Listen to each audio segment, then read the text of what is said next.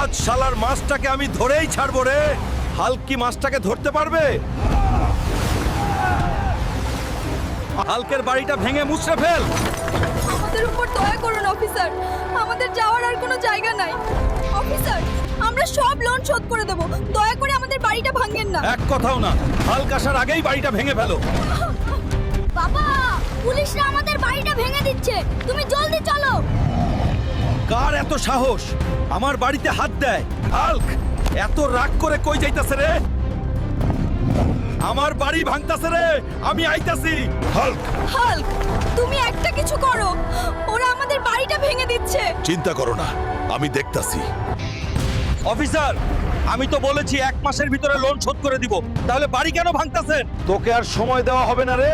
Officer, আর একটা দিন সময় দেন, আমি সব লোন শোধ করে দেব। ঠিক আছে, তোকে আর একদিনের সময় দেওয়া হলো। এই একদিনে কি করবি কর।